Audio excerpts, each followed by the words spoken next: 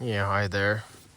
This is Anthony. So hopefully we'll be able to upgrade uh, this audio system and add uh, Apple CarPlay.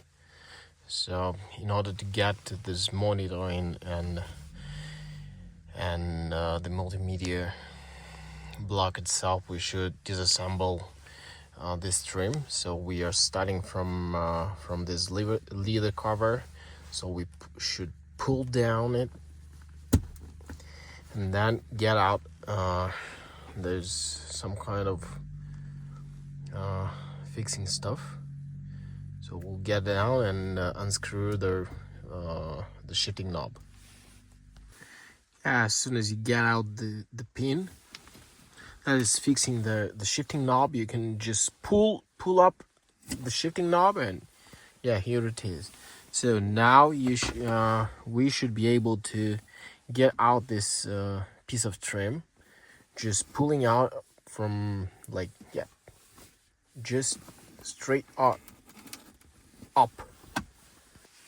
Yeah, just pull up, and so it will get out from this stuff, and you can unplug all these connectors, and then you should disassemble this stuff by unscrewing these bolts and going up.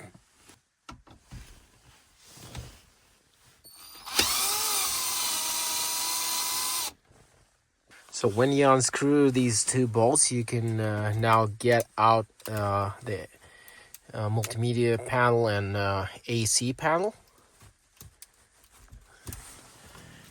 Gently getting it out and unplug all the connectors. Yeah, then so we unscrewed two more bolts and get out the screen. And now we should unscrew these 4 screws in order to get it out from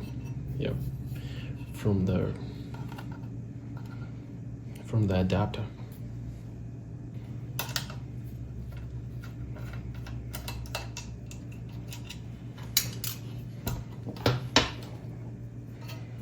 And we can pull out the monitor from I think we should be able to get it out.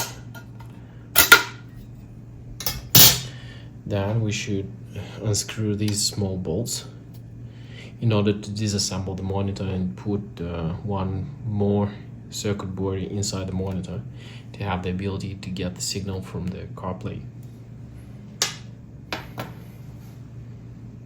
Yeah, and right now we are inside our monitor. So we have this CarPlay kit, and so we need to install this PCB, the circuit board, like right here, as is shown on the picture.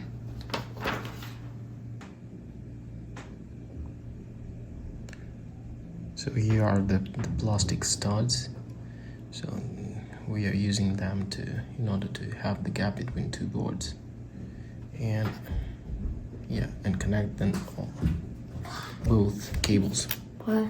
So here we are, the assembled monitor. I put it back in the adapter. So 2 cables coming from this new additional PC board, circuit board, and one of the cables is the video signal, and the second one is the touch control. But this monitor doesn't have touch layer, but I've decided to put it anyway because I'm not sure how it will affect the system. That's why I've decided to install both of the cables. So let's assemble back in the same position. So plug this connector and put the monitor back and screw it with these 2 screws. So the screws are silver coated. I mean, like, the color is silver and the rest of them are black.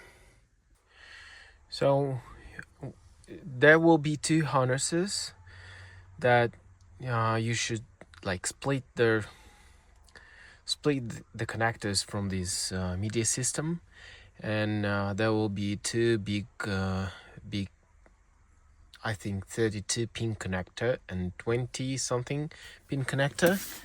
They're actually on the video, yeah. 20 connector and 32 connectors. So you unplug these ones from the media system, which is on the back side of the multimedia system, and connect these like additional harnesses. One in the media system, the second one to the original connectors. And so I routed all the cables to the left side, to the pocket, to the pocket box. And so I'm going to I've put some noise suppression material in order to fix it on the metal frame. Yeah, on the metal frame, which is somewhere in here. Yes, this one. And so there will be no vibration coming from the panel to the multimedia system. And the audio signal, which is coming from this connector, I'm going to route it under this cover, so it's going in here and up to here. As soon as I assemble everything, I will show you how to get connected and to set up your phone on the car. Okay, so here how it's gonna be so everything is finished and everything installed back as it's supposed to be. So our USB port is located right here in order to plug the USB drive or something like this, so we can hide it or just let it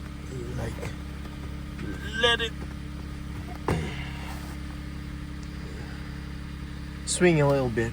So there was no place under this box, so we used to route the cables right there under the carpet. So the CarPlay module located is under the carpet in that area. Now we're going to connect our mobile phone with the Android, with the Apple CarPlay. So we are switching to the auxiliary aux. Hold back for 3 seconds. Then we should choose CarPlay, so we don't have the touchscreen layer, so that's why we are using the central knob and enter the CarPlay. So and here are the instructions how we should connect our CarPlay with the phone. So we're going to the Bluetooth and looking for triple C9. So there's someone's TV. What we're looking for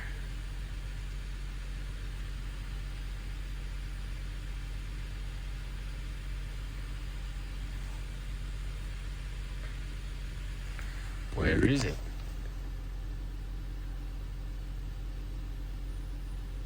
Yeah, right here. Triple C9 at the end. So yeah, we get connected. Pair. Synchronize the contacts. And yeah, connect to the CarPlay. Yes, connect.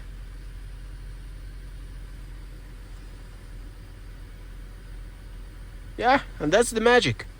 So then when we unplug our turn off the car and get out of the car, and then when we start car once again, it will automatically launch the CarPlay. Yeah, I think in somewhere about 10 seconds.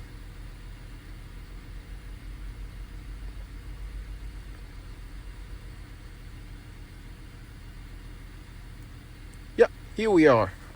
And then yeah, we can go to the Let's go to the Yandex Music. So this is the music that we are using.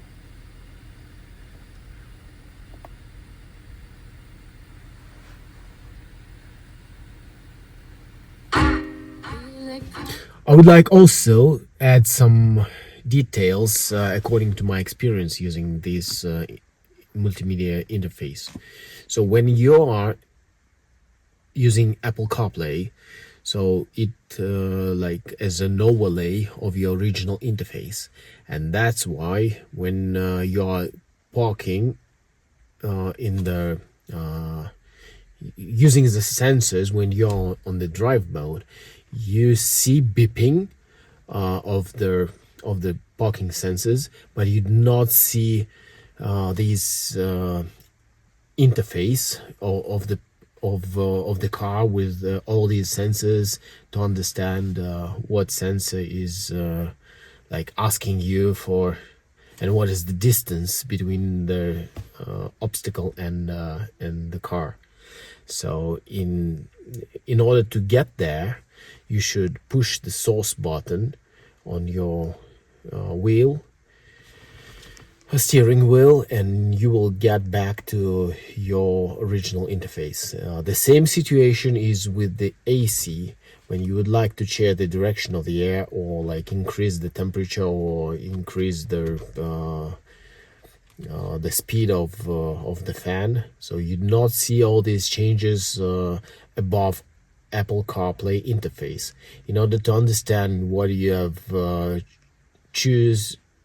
chosen, so you should again click the source button, and you will get back to your original interface. And then if you would like to switch back to the Apple CarPlay, so you go again to aux section on your multimedia, and press back button for about 2 or 3 seconds. So hopefully this video was helpful for you. So give me a favor, hit the like button, maybe comment anything, or like whatever you want, maybe questions or like your thoughts, and subscribe if you are willing to.